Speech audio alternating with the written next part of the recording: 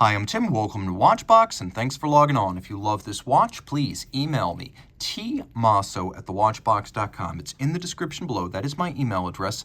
Reach out to me for pricing details of this or any Watchbox watch. My email is tmosso@thewatchbox.com. Today, we have an emerging vintage watch option.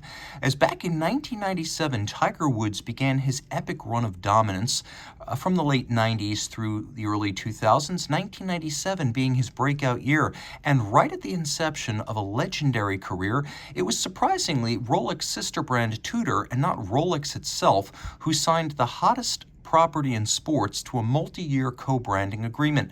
And that was the genesis of the watch you see right here, the Tudor Tiger Prince Date Chronograph. So from approximately 1998 through 2003, Tiger's name appeared on the dials of the Tudor watches that he endorsed and wore in competition. So the watch we have here is a chip off the old block. That is the old Tudor Oyster Date Big Block models. And of course, this being a late 90s reference, it has an original factory tritium dial. So when I describe this as a vintage watch, I'm not kidding. This is well into vintage territory. You can see that the case is 40 millimeters in diameter in stainless steel. It's 14 millimeters thick, 48.5 millimeters from lug to lug with 20 millimeter spacing between the lugs. On my wrist, which is 16 centimeters in circumference, we'll zoom out a little bit so you can get a sense of proportion relative to my arm, but the watch fits well. It does have a little bit of a overlap of the bezel beyond the case, so a super tight dress sleeve might get hung up, but a jacket will be fine. You could see in this down the barrel shot that the lug ends are nowhere near the edge of my wrist, so I do think a 15 centimeter circumference wrist could still wear this one fairly well. The timepiece has an unusual application of shark leather on a Tudor strap. You could see the texture as well as the color gradients distinctive of sharkskin. You can see that there's some stuffing and bolstering to add definition and form. We have a broad folded edge, a very subtle green monotone stitch. Then on the bottom, a conventional calfskin. You can see this is a Tudor factory strap in new condition. We have a Tudor branded steel single fold friction closure system that snaps shut with a satinated Tudor shield buckle externally. You could see some vestiges of Tudor's entry-level sports watch heritage in the presence of strap tool holes at the end of the lugs, as it was anticipated that you would be likely to take this 150-meter water-resistant watch swimming, and you would want to be able to pop the spring bars out quickly to replace with a water-resistant strap before doing so. It is a chip off the old block, as I like to say. The old Tudor big block chronographs, well, their legacy lives on in this one, which is a clear descendant both in form and in function. We have screw-down crowns. We have a triplock style crown with the Tudor shield.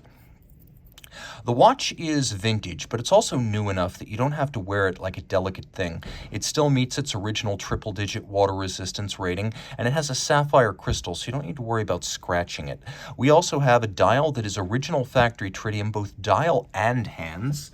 And I'm going to demonstrate that right here. This is a late 90s version of the Tudor Tiger Prince Date Chronograph, and those earlier versions in the 90s, as opposed to the early 2000s, they still used tritium.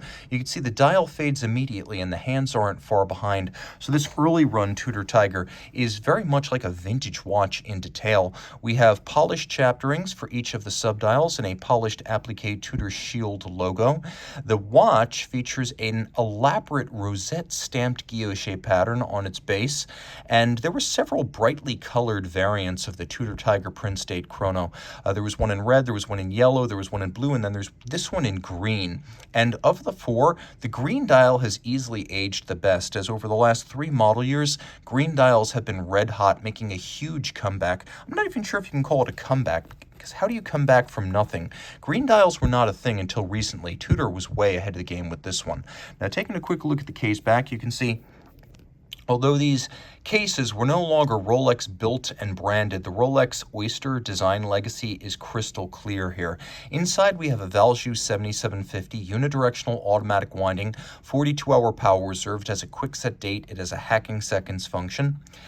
It pivots on 25 joules. It beats at 8 beats per second.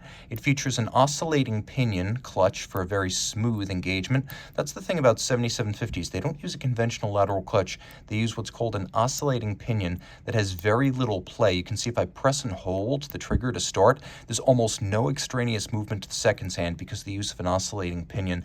And then we have a very crisply tuned cam system that feels honestly as good as most of the column wheels I've experienced. This is a very well-tuned movement by Tudor.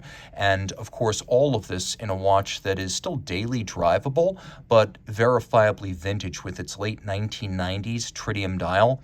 And of course, the long discontinued partnership between Tiger Woods and Tudor, as by the end of 2003, Tiger had jumped ship to another brand. But remember where you start, remember where you come from.